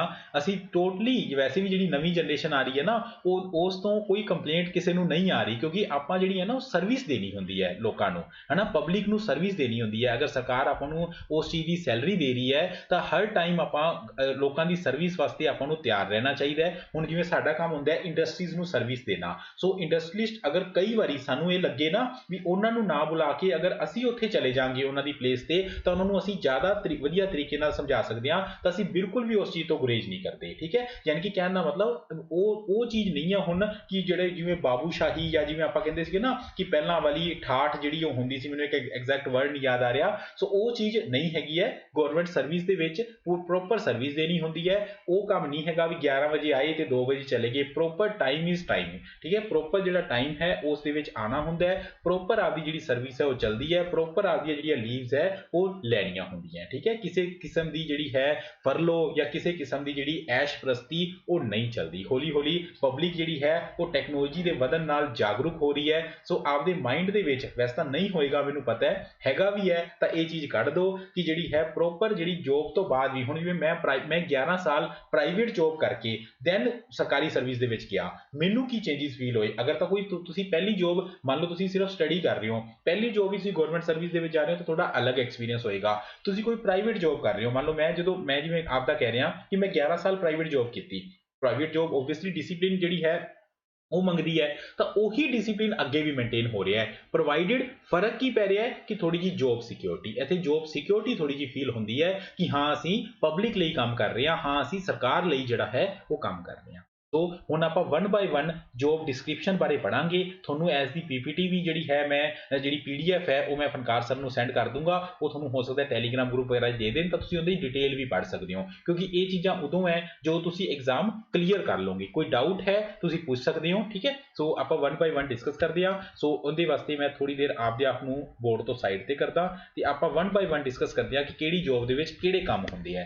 ਅਗਰ ਆਪਾਂ ਦੋਸਤੋ ਸੀਨੀਅਰ ਇੰਡਸਟਰੀਅਲ ਪ੍ਰਮੋਸ਼ਨ ਆਫਿਸਰ ਜਾਂ ਬਲੋਕ ਲੈਵਲ ਐਕਸਟੈਂਸ਼ਨ ਆਫਿਸਰ ਦੀ ਗੱਲ ਕਰੀਏ ਤਾਂ ਇਹ department of industry and commerce the job ਹੈ ਤੇ PSSB ਨੇ ਲਾਸਟ ਟਾਈਮ ਇਹ ਐਗਜ਼ਾਮ ਕੰਡਕਟ ਕੀਤਾ ਸੀਗਾ। ਕੰਮ ਕੀ ਹੁੰਦੇ ਹੈ, ਡਿਊਟੀਜ਼ ਕੀ ਹੈ, ਡਿਸਕ੍ਰਿਪਸ਼ਨਸ ਕੀ ਹੈ, ਕੀ ਕੰਮ ਕਰਨਾ ਹੁੰਦਾ ਹੈ। ਪੰਜਾਬ ਸਰਕਾਰ ਦੀ industrial and business development policy ਹਰ 5 ਸਾਲਾਂ ਬਾਅਦ ਆਉਂਦੀ ਹੈ। ਪਿਛਲੀ ਪਾਲਿਸੀ 2017 ਸੀਗੀ, ਨਈ ਪਾਲਿਸੀ 2022 ਦੇ ਵਿੱਚ ਹੈ, ਉਹਨੂੰ ਇੰਪਲੀਮੈਂਟ ਕਰਨਾ।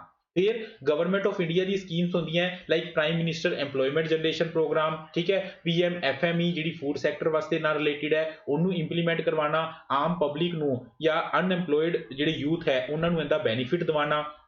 ਗਵਰਨਮੈਂਟ ਆਫ ਇੰਡੀਆ ਦੀ ਜਿਹੜੀਆਂ MSME ਸਕੀਮਸ ਹੁੰਦੀਆਂ like ZED scheme, zero effect zero defect scheme, ਉਸ ਦਾ ਜਿਹੜੀਆਂ ਆਪਦੇ ਜ਼ਿਲ੍ਹੇ ਦੀਆਂ ਇੰਡਸਟਰੀਜ਼ ਹੈ ਉਹਨਾਂ ਨੂੰ ਫਾਇਦਾ ਦਿਵਾਉਣਾ। ਫਿਰ ਟਾਈਮ ਟੂ ਟਾਈਮ ਅਗਰ ਗਵਰਨਮੈਂਟ ਨੂੰ ਰਿਕੁਆਇਰਡ ਹੈ ਕਿਸੇ ਵੀ ਤਰੀਕੇ ਦਾ ਡਾਟਾ, ਉਹ ਡਾਟਾ ਜਿਹੜਾ ਹੈ ਕਲੈਕਟ ਕਰਨਾ ਇੰਡਸਟਰੀਜ਼ ਤੋਂ। और कुछ ना कुछ एडिशनल ड्यूटीज हो जांदियां जिवें फॉर एग्जांपल मैं as a senior industrial promotion officer काम कर रहा, मेरी जिहड़ी क्वालिफिकेशन है that was MTech mechanical, so तां करके डिपार्टमेंट ने मैनू 2 ਜ਼ਿਲ੍ਹਿਆਂ ਦਾ एडिशनल चार्ज दिता एज बॉयलर इंस्पैक्टर। सो मेरे को पंजाब के 2 ਜ਼ਿਲ੍ਹਿਆਂ ਦਾ मैं बॉयलर इंस्पैक्टर हैगा। उत्थे जिहड़ी भी इंडस्ट्री दे विच बॉयलर लगे हुए है उन्हां बॉयलर का हर साल उन्होंने एक लाइसेंस लैना हुंदा है, वो लाइसेंस चैकिंग करके मिलता है, वो इंस्पैक्शन का काम भी मेरा है। ठीक है, सो इस तरीके नाल टाइम टू टाइम होर वर्क ਜਿਹੜੇ ਹੈ ਉਹ ਮਿਲਦੇ ਰਹਿੰਦੇ ਆ। ਐਕਸਾਈਜ਼ ਇੰਸਪੈਕਟਰ ਦੀ ਗੱਲ ਕਰੀਏ ਤਾਂ ਇਹ ਜਿਵੇਂ ਤੁਸੀਂ ਹਰ ਵਾਰੀ ਕਹਿੰਦੇ ਹੋ ਜਾਂ ਜਿਵੇਂ ਆਪਾਂ ਕਹਿ ਦਿੰਦੇ ਆ ਕਿ ਆਪਸ ਵਿੱਚ ਗੱਲ ਕਰਦੇ ਆ ਨਾ ਵੀ ਐਕਸਾਈਜ਼ ਇੰਸਪੈਕਟਰ ਦੀ ਬੜੀ ਟੋਰ ਹੁੰਦੀ ਹੈ, ਤਾਂ ਉਹ ਟੋਰ ਪੰਜਾਬ ਦੇ ਵਿੱਚ ਤਾਂ ਕਰਕੇ ਕਹਿੰਦੇ ਆ ਕਿਉਂਕਿ ਉਹਨਾਂ ਨੇ ਕਲੈਕਟ ਕਰਨੀ ਹੁੰਦੀ ਹੈ annual fee from the liquor vendors, ਹੈ ਨਾ, ਤੇ ਇਨਸ਼ੋਰ ਕਰਨਾ ਹੁੰਦਾ ਕਿ ਉਹ ਆਪਦੀ ਫੀਸ ਟਾਈਮ ਨਾਲ ਭਰਨ।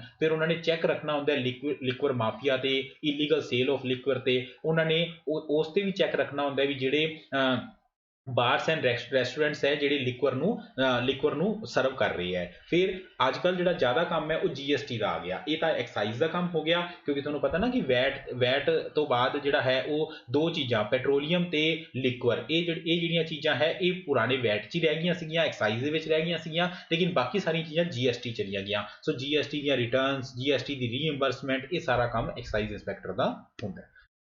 ਫਿਰ ਆਉਂਦਾ ਜੀ ਇੱਕ ਡਿਪਾਰਟਮੈਂਟ ਆਫ ਕੋਆਪਰੇਸ਼ਨ ਦੇ ਵਿੱਚ ਪੋਸਟ ਹੁੰਦੀ ਹੈ cooperative inspector. So cooperative inspector last time PPSC ਨੇ ਐਗਜ਼ਾਮ ਕੰਡਕਟ ਕਰਵਾਇਆ ਸੀਗਾ। ਕੋਆਪਰੇਟਿਵ ਸੁਸਾਇਟੀਜ਼ ਨਾਲ ਜਿੰਨਾ ਵੀ ਕੰਮ ਹੈ, ਚਾਹੇ ਸੁਸਾਇਟੀ ਨੂੰ ਰਜਿਸਟਰ ਕਰਨਾ, ਸਾਲ ਦੇ ਵਿੱਚ ਉਹਨਾਂ ਦੀ ਰੀਵੈਰੀਫਿਕੇਸ਼ਨ ਕਰਨਾ, ਫਿਰ ਉਹਨਾਂ ਦੀ ਬੈਲੈਂਸ ਸ਼ੀਟ ਵਗੈਰਾ ਚੈੱਕ ਕਰਨੀ, ਫਿਰ ਕੋਈ ਲੋਨ ਦੀ ਰਿਕਮੈਂਡੇਸ਼ਨ, ਰਿਕਵਰੀ ਦੇ ਕੇਸਿਸ, ਇਹ ਸਾਰੇ ਜਿਹੜੇ ਹੈ ਕੋਆਪਰੇਟਿਵ ਇੰਸਪੈਕਟਰ ਜਿਹੜੇ ਹੈ ਉਹ ਚੈੱਕ ਕਰਦੇ ਆ। ਇੱਕ ਕੋਆਪਰੇਟਿਵ ਇੰਸਪੈਕਟਰ ਨੂੰ ਜਿਹੜਾ ਹੈ ਇੱਕ ਏਰੀਆ ਦੇ ਦਿੱਤਾ ਜਾਂਦਾ ਹੈ, ਉਸ ਏਰੀਆ ਦੇ ਵਿੱਚ ਜਿੰਨੀਆਂ ਵੀ ਕੋਆਪਰੇਟਿਵ ਸੁਸਾਇਟੀਜ਼ ਹੁੰਦੀਆਂ ਉਹ ਉਹਨਾਂ ਦੇ ਅੰਡਰ ਆਉਂਦੀਆਂ। ਫਿਰ ਅਗਰ ਆਪਾਂ ਪਟਵਾਰੀ ਦੀ ਗੱਲ ਕਰੀਏ ਤਾਂ ਇਹ ਮੈਨੂੰ ਨਹੀਂ ਲੱਗਦਾ ਮੈਨੂੰ ਕੁਝ ਵੀ ਦੱਸਣ ਦੀ ਲੋੜ ਹੈ। ਆਪਾਂ ਨੂੰ ਪੰਜਾਬ ਦੇ ਵਿੱਚ ਪਟਵਾਰੀ ਦੇ ਵਿੱਚ ਹਰ ਪਿੰਡ ਦੇ ਵਿੱਚ ਜਾਂ ਹਰ ਜਗ੍ਹਾ ਦੇ ਵਿੱਚ ਆਪਾਂ ਨੂੰ ਪਤਾ ਹੀ ਹੁੰਦਾ ਕਿ ਪਟਵਾਰੀ ਦੇ ਕੰਮ ਕੀ ਹੈਗੇ ਹੈ। ਇੰਤਕਾਲ, ਮਿਊਟੇਸ਼ਨ ਕਰਨਾ, ਤਕਸੀਮ, ਵਿਲ ਜਿਹੜੀ ਆਪਾਂ ਉਹ ਇੱਕ ਲੀਗਲ ਹਾਇਰ ਤੋਂ ਦੂਸਰੇ ਜਿਹੜਾ ਉਹ ਟ੍ਰਾਂਸਫਰ ਕਰਨਾ, ਗਿਰਦਾਵਰੀ, ਇਹ ਸਾਰੀਆਂ ਚੀਜ਼ਾਂ ਜਿਹੜੀਆਂ ਹੈ ਉਹ ਪਟਵਾਰੀ ਹੁੰਦਾ ਹੈ। ਫਿਰ ਅਗਰ ਆਪਾਂ ਗੱਲ ਕਰੀਏ ਕਲੈਰੀਕਲ ਜੋਬਸ ਦੇ ਵਿੱਚ ਦੋਸਤੋ ਸੀਨੀਅਰ ਅਸਿਸਟੈਂਟ ਵੀ ਆ ਜਾਂਦੇ ਹੈ। ਠੀਕ ਹੈ, ਹੋਰ ਜਿਹੜੀਆਂ ਬਾਕੀ ਅਲੱਗ-ਅਲੱਗ ਡਿਪਾਰਟਮੈਂਟ ਦੇ ਵਿੱਚ ਕਲੈਰੀਕਲ ਜੋਬਸ ਹੈ। ਕਲੈਰੀਕਲ ਜੋਬਸ ਦਾ ਕੰਮ ਜਿਹੜਾ ਹੈ ਉਹ ਕੀ ਹੁੰਦਾ ਹੈ ਕਿ ਡਿਪਾਰਟਮੈਂਟ ਦੇ ਹੈਡ ਦੀ day to day activity, official activity ਦੇ ਵਿੱਚ ਪਾਰਟ ਲੈਣਾ। ਹੁਣ ਸੀਨੀਅਰ ਅਸਿਸਟੈਂਟ ਦੀ ਜੋਬ ਹੁੰਦੀ ਹੈ RTI, ਕੋਰਟ ਕੇਸਿਸ, ਇਹ ਸਾਰੇ ਕੰਮ ਕਰਨਾ। ਫਿਰ ਕਲੈਰੀਕਲ ਦੇ ਵਿੱਚ ਕੰਮ ਹੁੰਦਾ ਹੈ ਡੈਰੀ ਡਿਸਪੈਚ ਦਾ, ਰਿਕਾਰਡ ਕੀਪਿੰਗ ਦਾ, ਐਡਮਿਨ ਦਾ, ਸੈਲਰੀਜ਼ ਬਣਾਉਣੀਆਂ, ਉਹਨਾਂ ਦਾ ਸਰਵਿਸ ਬੁੱਕਸ ਬਣਾਉਣੀਆਂ, ਇਹ ਸਾਰਾ ਕੰਮ ਹੁੰਦਾ ਹੈ ਕਲੈਰੀਕਲ ਜੋਬਸ ਦੇ ਵਿੱਚ। ਕਲਰਕ ਤੋਂ ਜਿਹੜਾ ਹੈ ਪ੍ਰਮੋਟ ਹੋ ਕੇ ਸੀਨੀਅਰ ਅਸਿਸਟੈਂਟ ਬਣਦੇ ਆ, ਦੈਨ ਸੁਪਰੀਡੈਂਡੈਂਟ ਬਣਦੇ ਆ। ਇਸ ਤਰੀਕੇ ਨਾਲ ਜਿਹੜਾ ਹੈ ਹਰ ਡਿਪਾਰਟਮੈਂਟ ਦੇ ਅਲੱਗ ਜਿਹੜੇ ਹੈ ਉਹ ਰੂਲ ਹੁੰਦੇ ਆ। ਸੋ ਇਹ ਸਾਰੀਆਂ ਚੀਜ਼ਾਂ ਸੀਗੀਆਂ ਦੋਸਤੋ ਜਿਹਦੇ ਵਿੱਚ ਮੈਂ ਤੁਹਾਨੂੰ ਕੋਸ਼ਿਸ਼ ਕੀਤੀ ਹੈ ਕਿ ਸਾਰੀਆਂ ਚੀਜ਼ਾਂ ਮੈਂ ਤੁਹਾਨੂੰ 1 ਬਾਈ 1 ਜਿਹੜੀਆਂ ਹੈ ਕਲੀਅਰ ਕਰਾਂ। ਹੁਣ ਅਗਰ ਤੁਹਾਡਾ ਕੋਈ ਵੀ ਡਾਊਟ ਹੈ ਜਾਂ ਕੁਝ ਡਾਊਟਸ ਤੁਹਾਡੇ ਰਹਿ ਗਏ ਵੀ ਸਰ ਆਹ ਚੀਜ਼ ਸਾਨੂੰ ਪਤਾ ਕਰਨੀ ਸੀਗੀ ਜਾਂ ਆਹ ਚੀਜ਼ ਕਰਨੀ ਸੀ, ਤਾਂ ਤੁਸੀਂ ਜਿਹੜਾ ਹੈ ਮੈਂ ਇੱਕ ਨੀਚੇ ਜਿਹੜਾ ਹੈ ਇਹ ਚਲਾ ਦਿੰਦੇ ਆ। ਇਹਦੇ ਵਿੱਚ ਤੁਸੀਂ ਨੀਚੇ ਇੱਕ ਨੰਬਰ ਆ ਰਿਹਾ, ਦੇਖੋ ਆਹ ਸਾਹਮਣੇ ਨੰਬਰ ਆ ਰਿਹਾ 7986906566। ਠੀਕ ਹੈ, ਸੋ ਇਹ ਫਨਕਾਰ ਸਰ ਦਾ ਨੰਬਰ ਹੈ। ਇਸ ਨੰਬਰ ਤੇ ਤੁਸੀਂ WhatsApp ਕਰ ਸਕਦੇ ਹੋ ਜਾਂ ਉਹਨਾਂ ਨੂੰ ਫੋਨ ਤੇ ਦੱਸ ਸਕਦੇ ਹੋ। ਅਗਰ ਕੋਈ ਨੰਬਰ ਆਫ ਕੁਐਸਚਨਸ ਹੋਏ, ਕੋਈ ਮਤਲਬ ਜਿਹੜੇ ਮੈਂ ਨਾ ਕਲੀਅਰ ਕਰ ਸਕਿਆ ਹੋਇਆ, ਤਾਂ ਕੋਈ ਇੱਕ ਅਗਲੇ ਨੈਕਸਟ ਮੰਥ ਜਾਂ ਕਦੋਂ ਵੀ ਜਦੋਂ ਵੀ ਆਪਾਂ ਨੂੰ ਟਾਈਮ ਲੱਗਿਆ ਆਪਾਂ ਦੁਬਾਰਾ ਜਿਹੜਾ ਡਿਸਕਸ਼ਨ ਹੈ ਉਹਨਾਂ ਕੁਐਸਚਨਸ ਦੇ ਉੱਪਰ ਕਰ ਲਾਂਗੇ। ਸੋ ਉਮੀਦ ਕਰਦਾ ਦੋਸਤੋ ਕਿ ਮੈਂ ਤੁਹਾਡੇ ਡਾਊਟਸ ਕਲੀਅਰ ਕੀਤੇ ਹੋਣਗੇ। ਤੁਹਾਡਾ ਜਿਹੜਾ ਪਿਛਲਾ ਅੱਧਾ ਘੰਟਾ ਹੈ ਤੁਸੀਂ ਤਿਆਰੀ ਦੇ ਵਿੱਚੋਂ ਕੱਢਿਆ ਹੋਏਗਾ ਉਹ ਵੇਸਟ ਨਹੀਂ ਹੋਇਆ ਹੋਏਗਾ। ਸੋ ਅਗਰ ਤੁਹਾਨੂੰ ਲੈਕਚਰ ਵਧੀਆ ਲੱਗਿਆ ਤਾਂ ਆਪਦੇ ਜਿਹੜੇ ਨਾਲ ਦੇ ਹੈ ਜਿਹੜੇ ਤਿਆਰੀ ਕਰ ਰਹੇ ਹੈ ਜਾਂ ਜੋਬ ਦੇ ਵਿੱਚ ਹੈ, ਫਰਦਰ ਤਿਆਰੀ ਕਰਨਾ ਚਾਹੁੰਦੇ ਹੈ, ਹਨਾ, ਜਾਂ ਉਹਨਾਂ ਦੇ ਮਨ ਵਿੱਚ ਡਾਊਟ ਹੈ, ਤਿਆਰੀ ਦਾ ਮਤਲਬ ਕਿ ਅਗਰ ਦਿਮਾਗ ਦੇ ਵਿੱਚ ਕੋਈ ਡਾਊਟ ਚੱਲ ਰਿਹਾ ਹੈ ਗਵਰਨਮੈਂਟ ਜੋਬ ਦੀ ਪ੍ਰੀਪਰੇਸ਼ਨ ਨੂੰ ਲੈ ਕੇ, ਤਾਂ ਤੁਸੀਂ ਉਹਨਾਂ ਨਾਲ ਸ਼ੇਅਰ ਵੀ ਕਰ ਸਕਦੇ ਹੋ। Okay friends, thank you so much. ਮਿਲਦੇ ਹਾਂ ਆਪਾਂ ਜਦੋਂ ਵੀ ਕਦੇ ਅੱਗੇ ਰੱਬ ਨੇ ਚਾਹਿਆ। Thank you so much.